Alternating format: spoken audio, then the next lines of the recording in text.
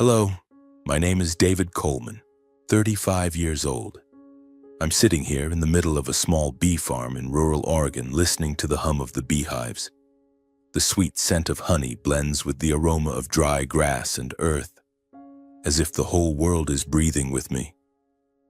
The bees buzz back and forth, each with a purpose, a mission, and I see myself in them. A man who once lived for duty, for family, even though that family has broken my heart more times than I can count. My story didn't begin here amidst the beehives and lush green fields. It started long before in a small town near Portland, where I grew up with big dreams and a heart heavy with obligations. I was born into a middle-class family. Our house sat at the end of a street called Belmont, where in autumn the leaves turned red like fire blazing along the porch. Our home was a two-story white-painted house with a wooden fence faded by time.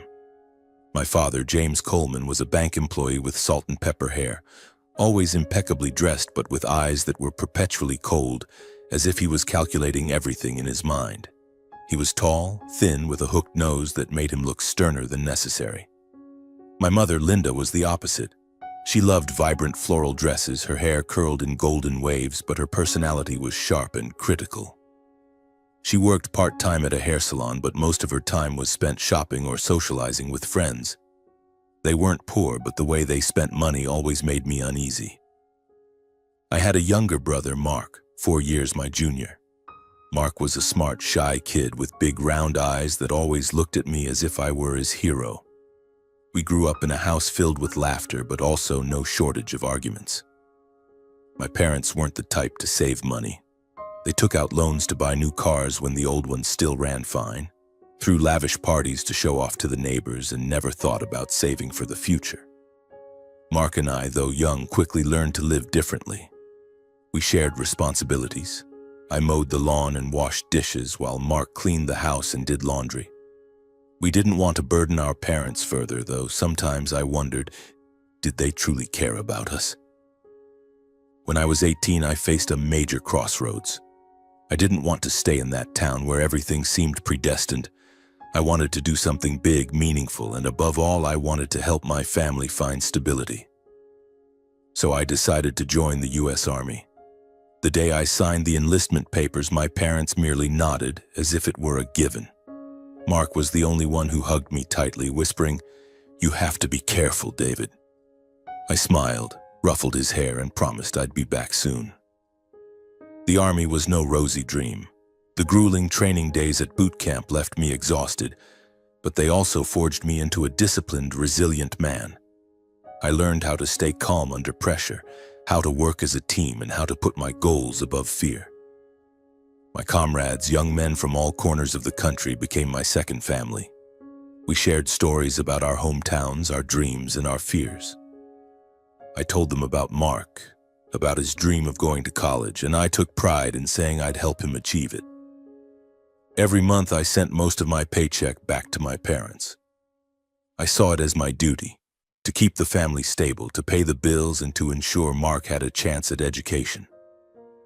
My parents never said thank you, but I told myself they needed me.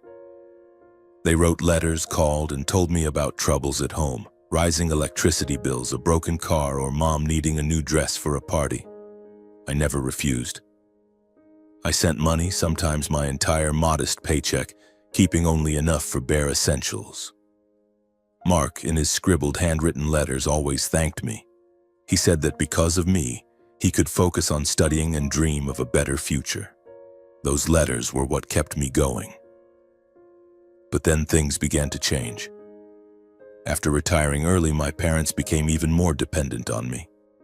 They stopped working, yet their spending grew more reckless. They bought a big screen TV, took trips to Las Vegas, and even borrowed money to renovate the house. I started getting calls demanding more, not to cover bills, but to help mom and dad live more comfortably. I tried to explain that my soldier's pay wasn't enough, but my mother just laughed over the phone, saying, "You're the eldest son, David. You have to take care of the family." Those words cut into my self-respect like a knife, but I still sent the money. I remember one time when I was on leave and came home, I discovered that my parents had used the money I sent to buy a new car. They drove it around town, showing off to everyone while Mark had to work part-time at a fast food restaurant to pay for his textbooks. I was furious for the first time in my life. That money was for the family, not for a car, I said, my voice trembling with anger. My father just shrugged and my mother turned away, muttering something about me being disrespectful.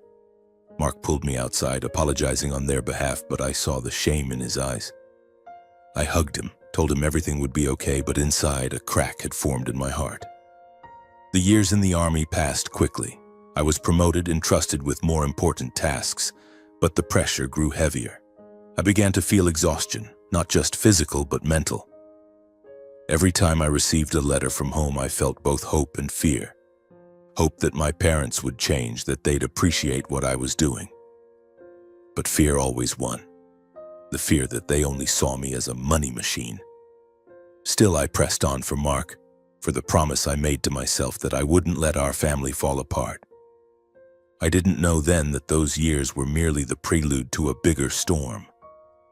My life, already scarred with invisible wounds, was about to be torn apart by an event I could never have foreseen. That year, I was 27 at the peak of my military career. I was assigned a mission in the Middle East, a dusty, dangerous region where gunfire and smoke were the only things you could rely on. Our task was to escort a supply convoy through a remote road, a route often ambushed by insurgent groups. I had done missions like this dozens of times, and each time I told myself to be careful, that I would survive to return to Mark, to my family. But this time, everything was different.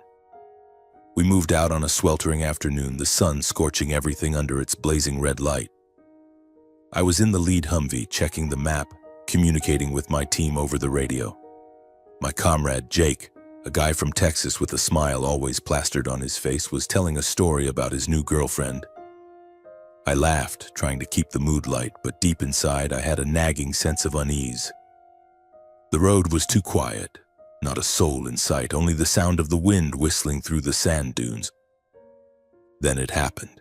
A deafening explosion tore through the air. I only had time to hear Jake scream before the Humvee flipped over. Everything descended into chaos. Smoke, fire, the relentless crack of gunfire. I felt a searing pain in my right leg, as if someone was ripping my body apart. I crawled out of the wreckage, dragging Jake with me, but he was motionless, his eyes staring blankly at the sky. I shouted his name, shook his shoulders, but there was no response. Blood from my legs soaked the sand, and I began to lose consciousness. The last thing I remember was the sound of a rescue helicopter and a distant voice calling my name. "Coleman, hold on, don't give up." I woke up in a military hospital, the blinding white lights forcing me to squint.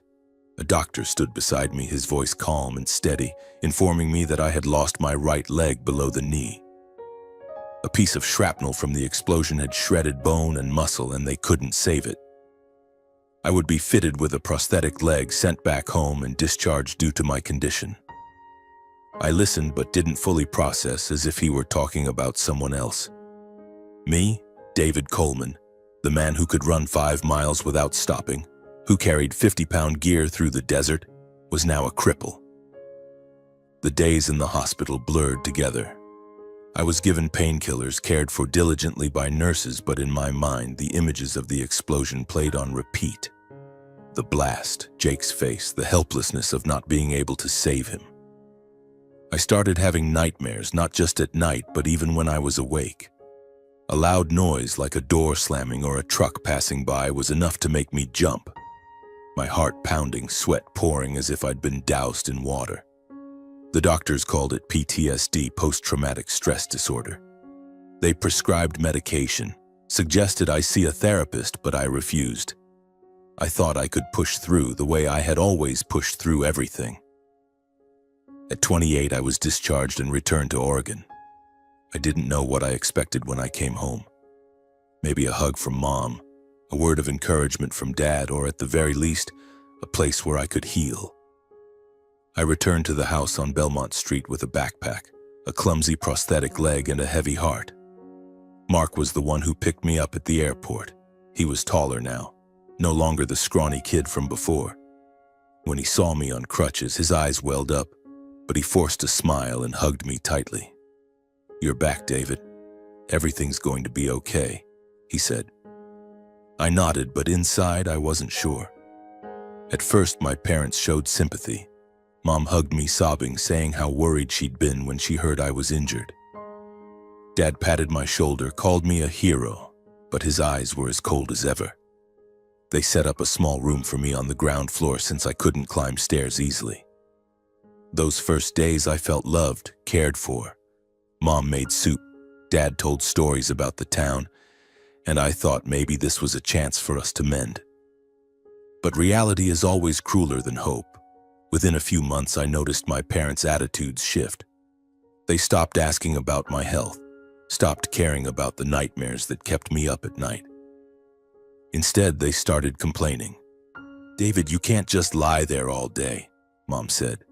Even though I tried doing small chores around the house, washing dishes, folding laundry, even mopping the floor with a prosthetic leg, I was still getting used to. "You used to be the breadwinner, and now what? You don't earn anything anymore," Dad said bluntly during one dinner. His words hit me like a punch to the chest. I was still giving them my entire military pension, though it wasn't much, but to them it was never enough. I tried not to dwell on it, tried to find work to prove I wasn't useless. I got a job as a security guard at a nearby supermarket, but the panic attacks from PTSD made it impossible to stay. Once the sound of fireworks from a nearby festival sent me collapsing in the middle of the store, my heart racing, sweat streaming down my face. I was fired the following week. When I told Dad about it, he just smirked. "You were a soldier and now you're scared of fireworks? How pathetic." Things came to a head one Christmas Eve when the family gathered around the dinner table. I had tried to make the evening festive. I bought gifts for my parents, scraping together every penny from my pension. But when I handed them over, a knitted scarf for Mom and a cheap watch for Dad, Mom looked at me with disdain. "You think these things make up for anything? You're not the David we were once proud of," she said, her voice icy. Dad chimed in. "If you can't contribute to this family, you'd better leave. We don't need a useless burden here." I sat there, stunned, feeling like the world was crumbling. Mark tried to defend me, but Mom cut him off. "Mark, stay out of this. Your brother's no hero anymore."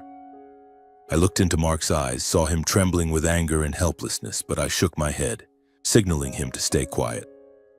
I didn't want things to get worse. That night, I packed my things, just a backpack, a few clothes, and a photo of me and Mark from when we were kids. I didn't argue, didn't plead. I quietly left the house I had sacrificed my youth to keep together. As I stepped outside, the air was freezing, snow falling lightly, but I felt nothing but an emptiness in my chest.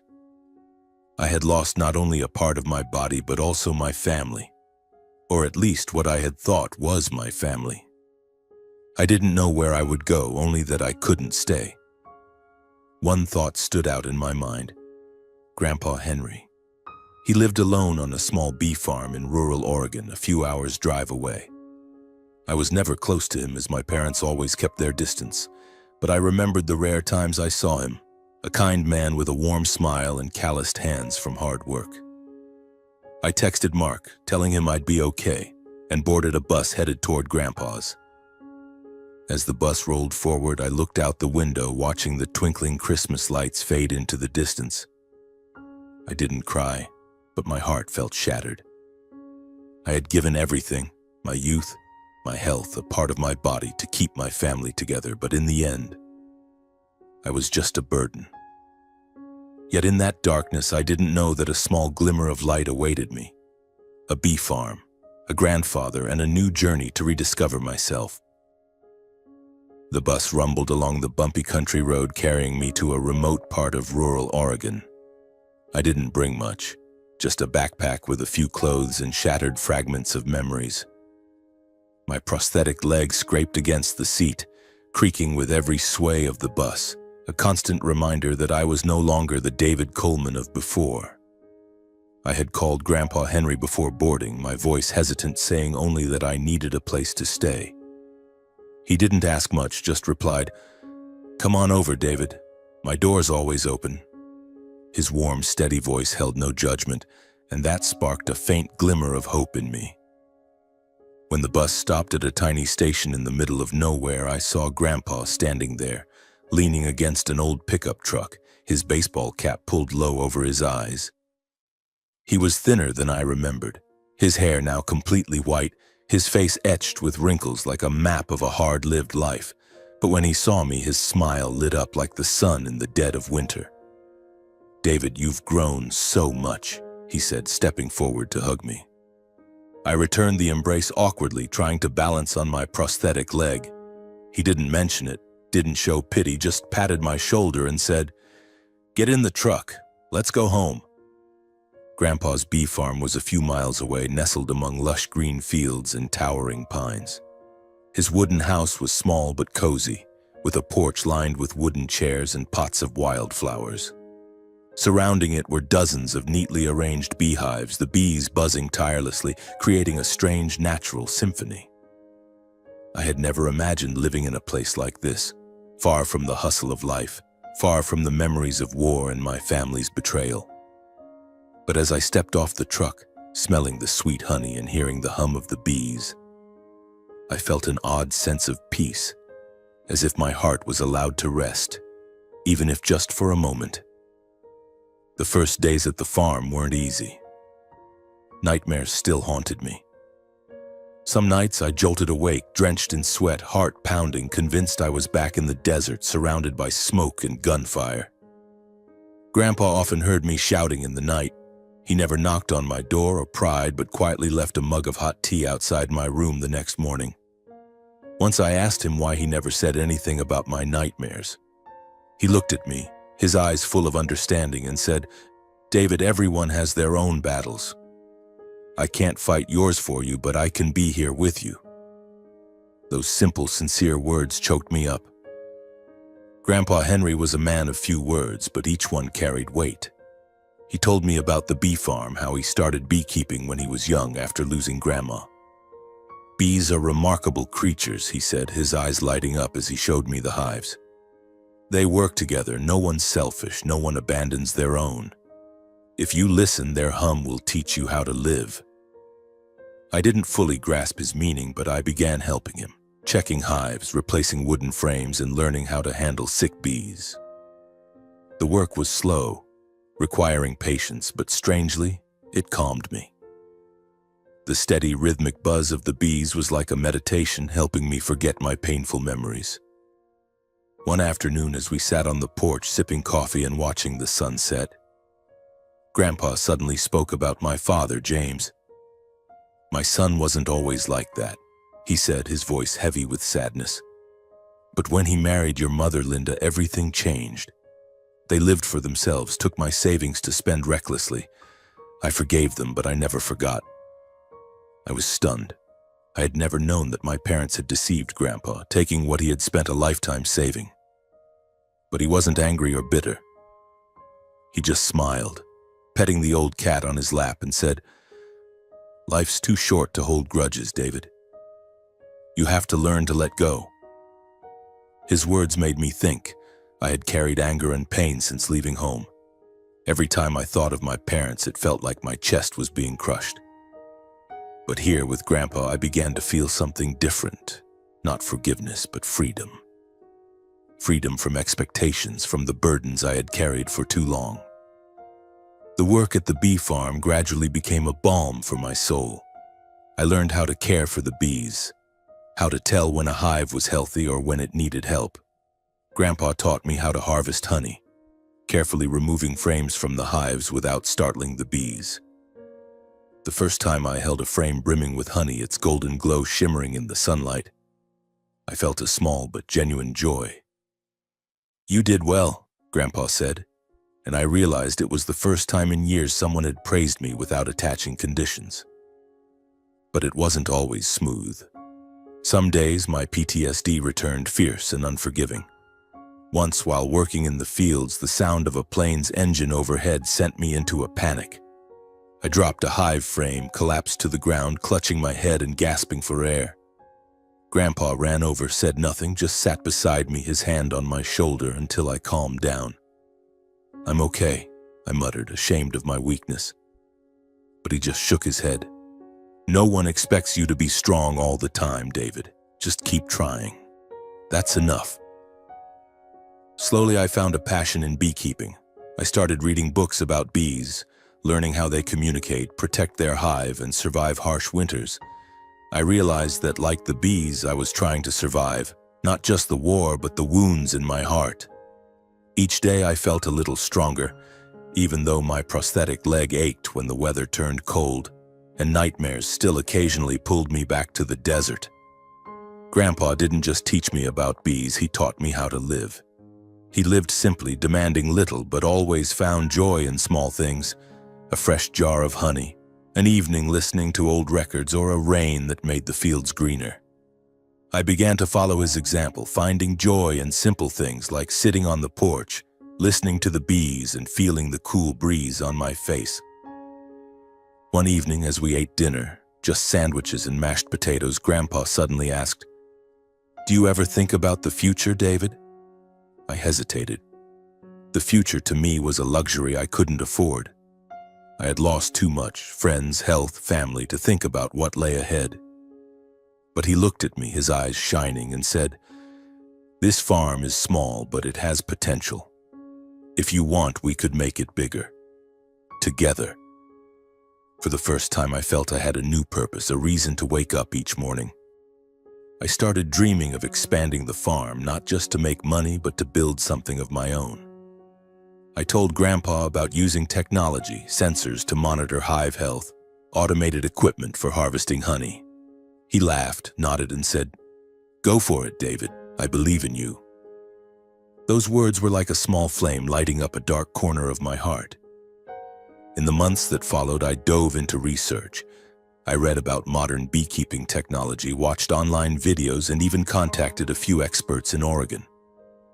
I began experimenting, installing simple sensors to measure temperature and humidity in the hives. The first time a sensor alerted us to a struggling hive, Grandpa and I saved the colony before it fell ill. He patted my shoulder, laughing heartily. "You're a true soldier, always finding a way to win." But technological improvements were only part of the journey. I realized that if we wanted the farm to grow, we needed to bring our products to market. Grandpa's honey was exceptional, sweet, rich, with the distinctive flavor of Oregon's wildflowers. But he only sold to a few locals, mostly bartering for vegetables or bread. I wanted more. I wanted Coleman honey to become a name people recognized, not just in Oregon, but beyond. I started with social media, a world completely foreign to me, a 30-year-old veteran. I created Instagram and YouTube accounts for the farm, naming them Coleman Honey Farm. At first, I was clumsy, unsure how to shoot or edit videos.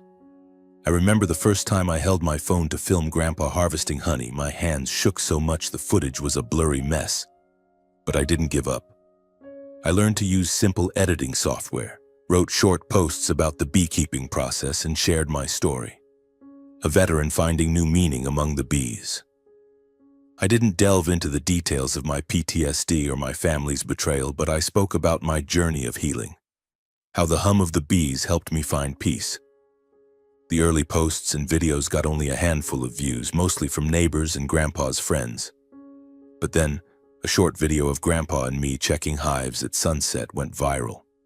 Someone shared it in an organic products group, and overnight it racked up hundreds of views.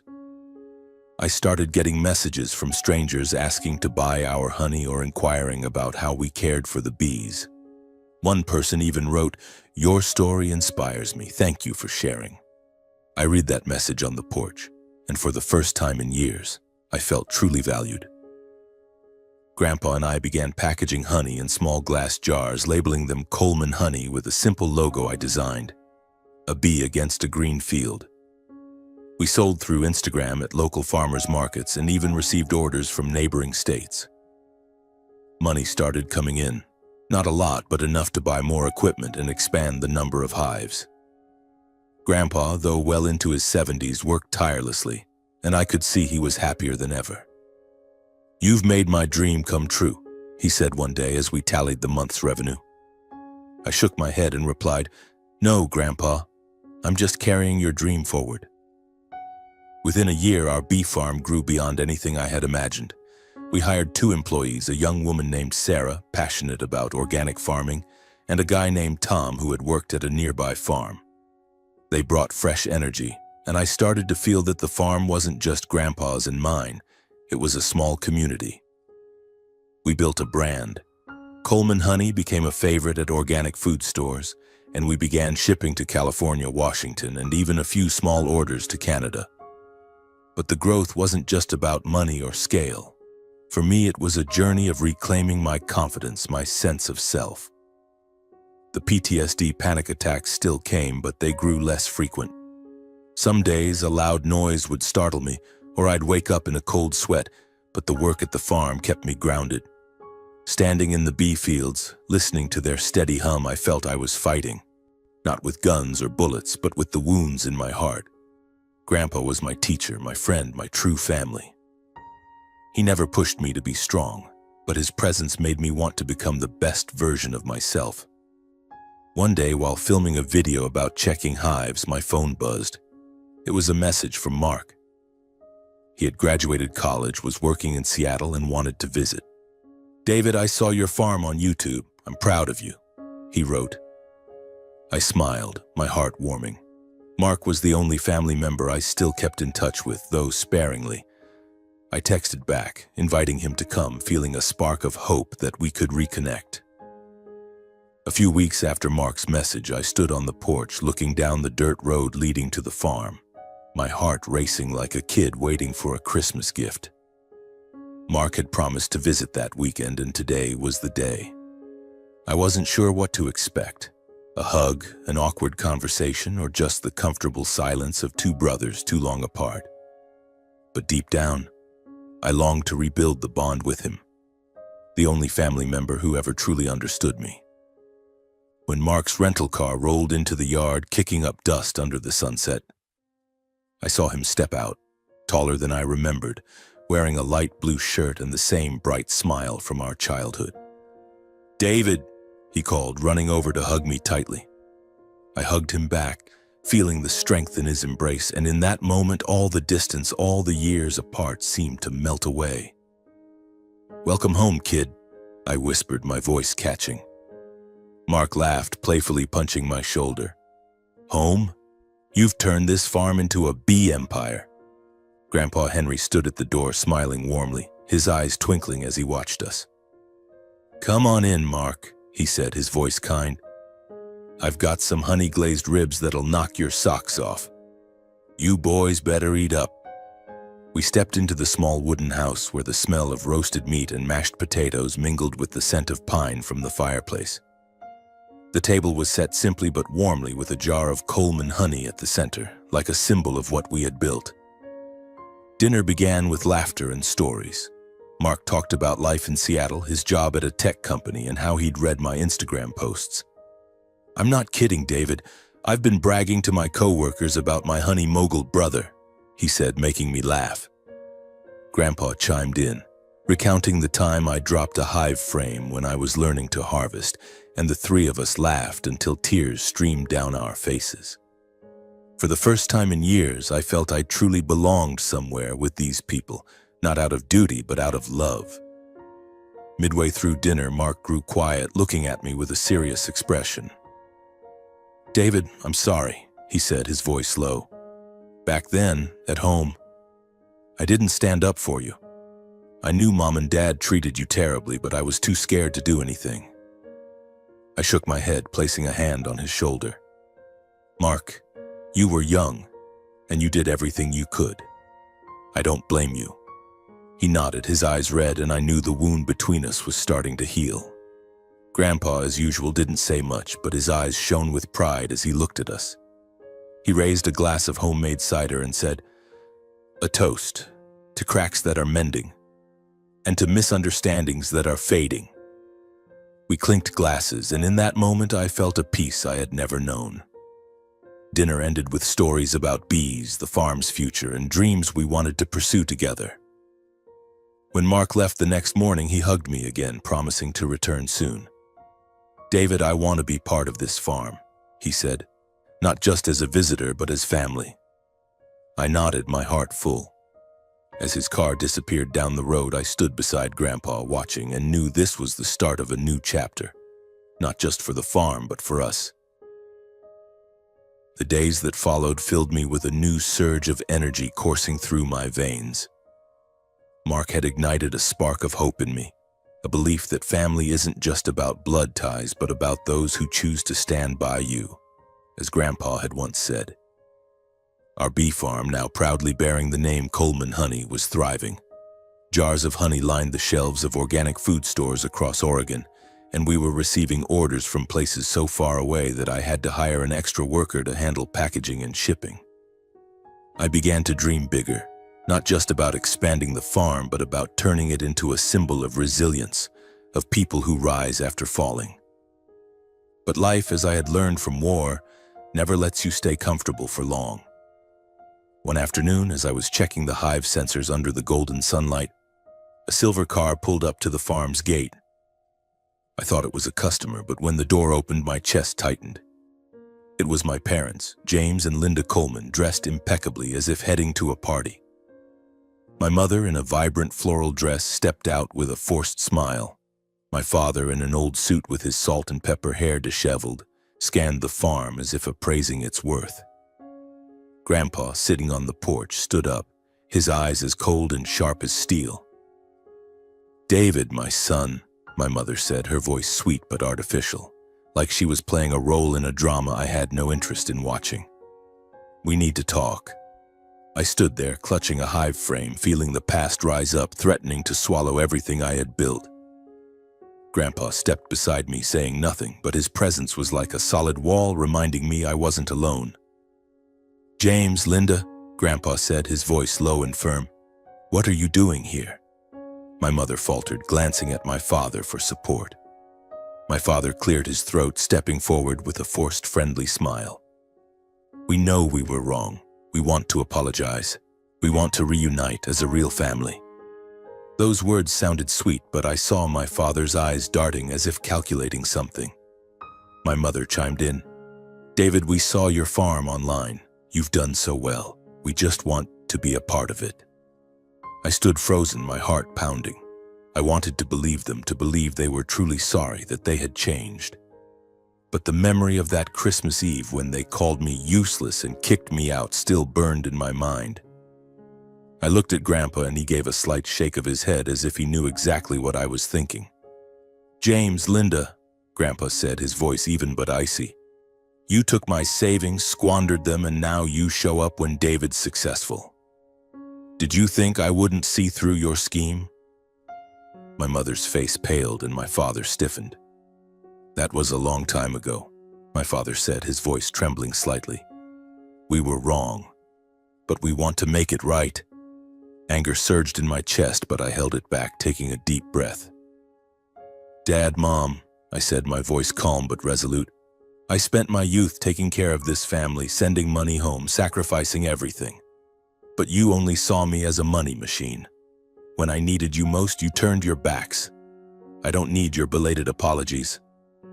My mother started crying, but I wasn't sure if her tears were real or just another act.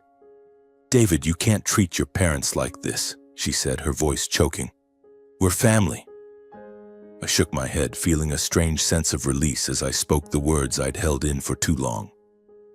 Family isn't the people who push me out when I need them most. My family now is Grandpa, Mark, and the people who stayed by my side.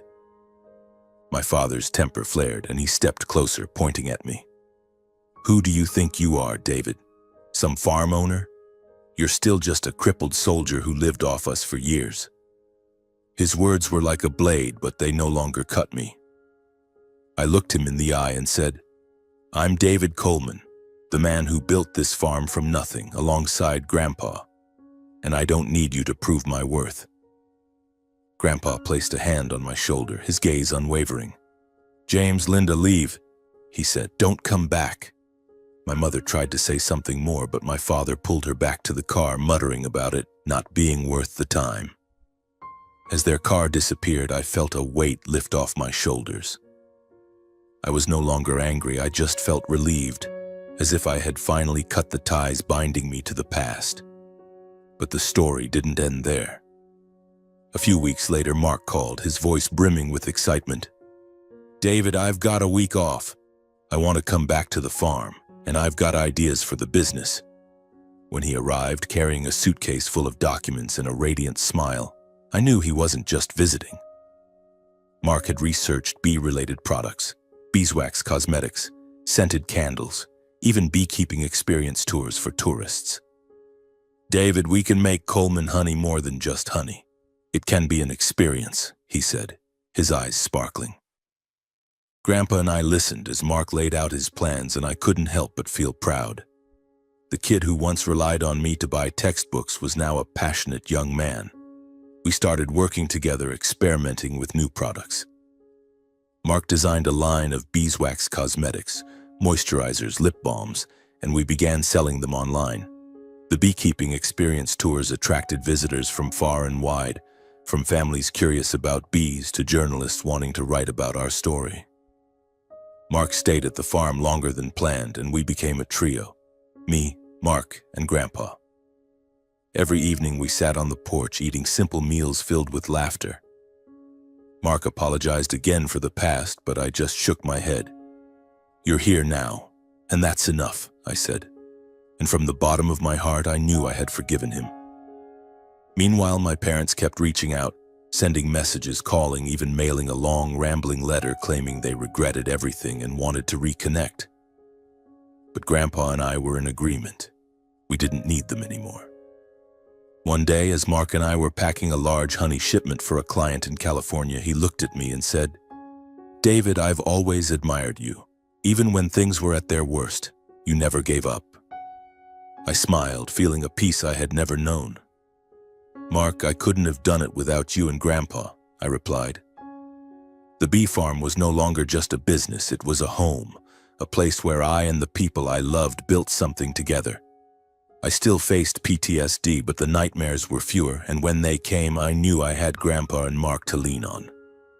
I learned that sometimes family is the people you choose, the ones who stand by you when the world turns its back. As I stood in the bee fields watching the bees dance, I knew my journey wasn't over. But this time, I wasn't afraid. I had Coleman honey, Grandpa, Mark, and myself, David Coleman, a man who found light in the darkness and would keep fighting, not out of duty but out of love. The years that followed at the bee farm were a string of meaningful days, like drops of sweet honey flowing from a hive frame. Coleman honey was no longer just a business, it had become part of the community.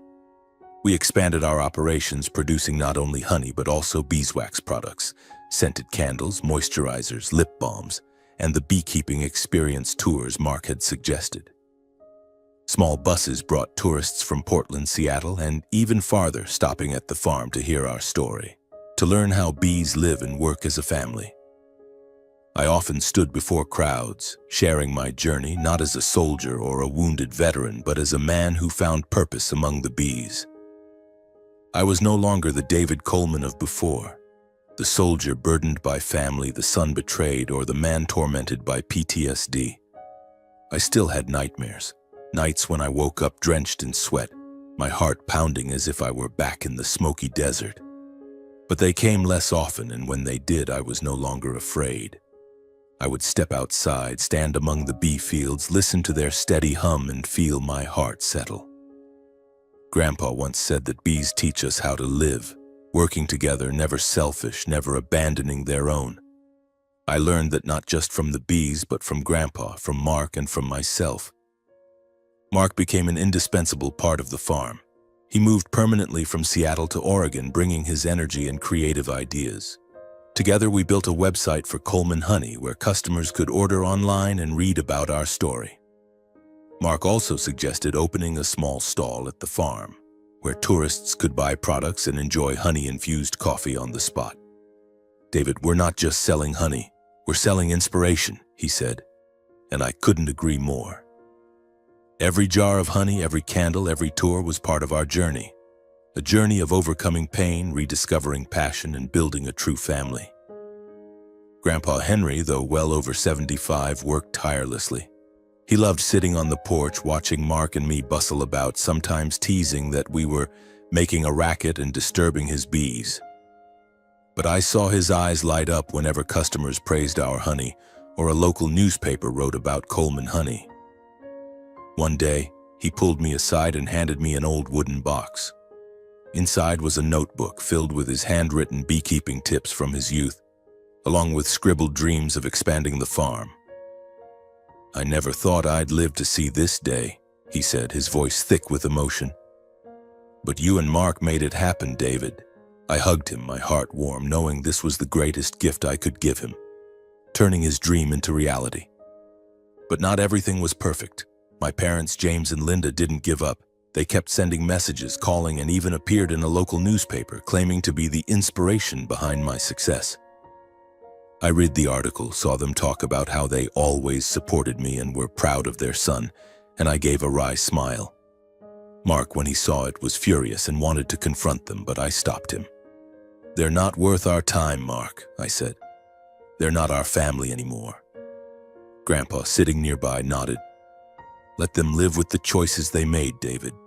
You have us, and that's enough." Grandpa and I decided to cut off all contact with them.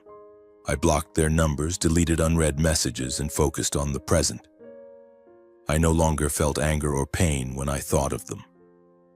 I had learned from Grandpa that resentment only weighs down the heart, and I didn't want to carry that burden anymore. My family was Grandpa, Mark, Sarah, and Tom, the people who worked with us at the farm, and the customers who sent thank you notes for a jar of honey or my story. Family is those who choose to stand by you, not those who show up only when you succeed. One autumn afternoon, as the bee fields glowed under golden sunlight and the scent of wildflowers, I stood in the farm, looking at the neatly aligned hives and the bees buzzing tirelessly. Mark was guiding a group of tourists, showing them how to check a hive without startling the bees. Grandpa sat on the porch, reading an old book, his elderly cat curled up beside him. I smiled, feeling a peace I had never known before. I thought about my journey, from a young man full of ideals joining the army to a wounded soldier, a son abandoned by his family, and now a man who found meaning in the simplest things. I had lost so much, a part of my body, friends like Jake, and a family I had sacrificed everything to hold together. But I had gained so much more: a passion, a home, and a true family. Coleman honey had become a symbol in the local community. We were invited to speak at agricultural fairs, contacted by schools to organize beekeeping workshops for students. Once, a little girl from a tour group ran up and hugged me, saying, "I want to grow up strong like you." I laughed, patted her head, and said, "You will, as long as you don't give up." Those words, I realized, were what I wanted to tell my younger self. One evening, as Mark, Grandpa, and I sat down to dinner, Grandpa's familiar honey-glazed ribs, I spoke up unexpectedly. "Grandpa, Mark, thank you both. Without you, I don't know where I'd be." Mark grinned, playfully punching my shoulder. "David, I'm the one who should be thanking you. You showed me what a real family is." Grandpa just smiled, raised his glass of homemade cider, and said, "To Coleman honey, and to us." As I stood to clear the table, I looked out the window, seeing the moonlight bathe the bee fields, making them shimmer like stars on the ground.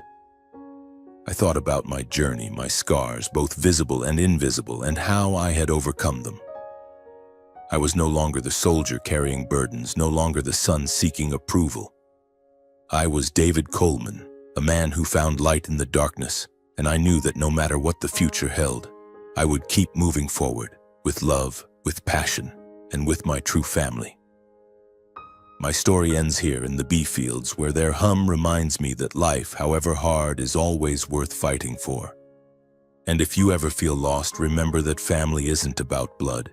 It's about those who choose to stand by you, and sometimes the light you seek is right in front of you, if only you dare to step forward.